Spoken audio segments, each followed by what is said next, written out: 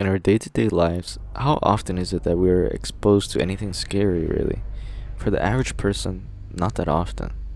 You know, unless you work in the horror industry, then of course. But I think I can speak for most of us here, that in our daily routine, it is filled with humor and hard work. Perhaps that's why, for the longest time, I've always played laid-back games such as action adventures, but never really horror games. Condemned, Fear, Alan Wake. These were all games from the 7th generation of video game consoles that I inherently stayed away from. During the release of these games, I was just a mere child. My family had games littered everywhere. With 3 other siblings, we cherished video games, as well as bullying each other, of course. Since I was so young, the horror aspect of those games kept me away. I was scared. There was no way I was going to play those games. So, I had the next best thing. It was watching my older brother play them.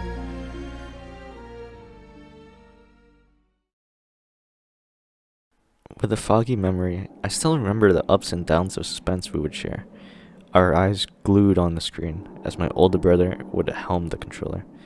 I would always spectate him playing games, but I fondly remember Dead Space. The unique monsters of necromorphs etched itself into my brain. The movie-like dialogue and pace, it was all new and welcome to me.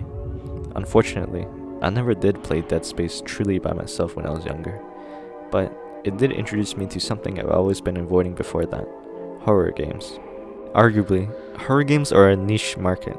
It can be difficult for developers to profit off them for the lack of the mass appeal, but it allows for extreme creativity. In comparison to FPS games, the horror game market is not as oversaturated. For every Call of Duty released every year, or Battle Royale game, there are a few Outlast or Resident Evils. Yes, there will be those cheesy, over-the-top, jump-scared filled games, but overall, horror games are extremely easy to pass over. That's why recently, I've started playing Dead Space for myself, and I can finally immerse myself in the experience of Isaac Clarke.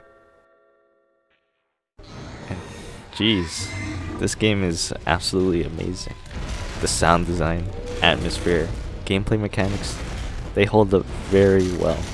Now, I'm not gonna go over the whole plot of the game and explain to you chapter by chapter, because anyone is capable of reading the wiki of the game's plot. But to summarize, if you didn't know already, you play as Isaac Clarke, the voiceless space engineer followed by his crew.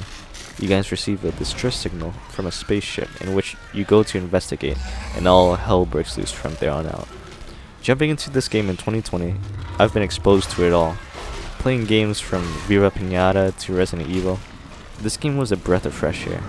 Being released in 2008, the first thing I realized and absolutely loved was the lack of microtransactions.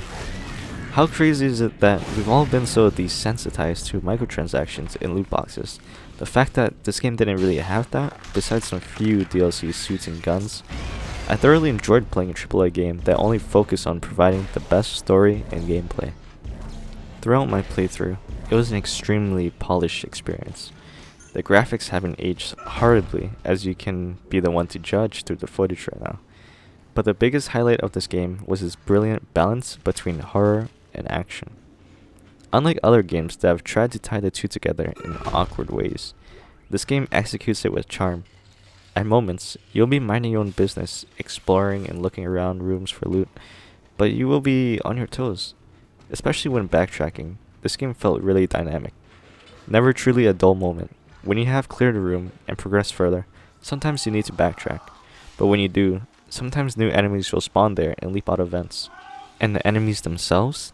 The threat of the necromorphs are always there. Even in the later half of the game, new types of enemies were still being brought in. The destruction of limbs as a major gameplay mechanic leaves the player with such a guttural sensation.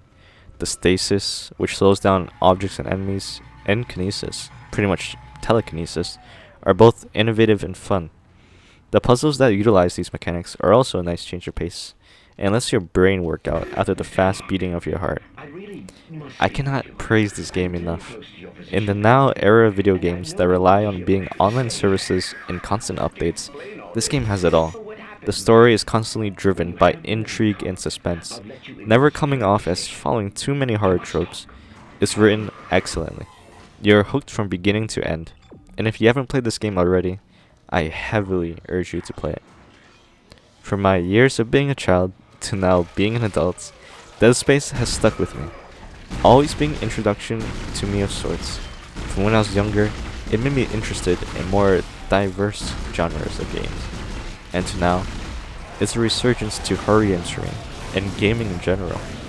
I would like to believe that Dead Space has ushered a new generation of horror fans, pushing people to test the waters, and I hope that today's new generation can do the same.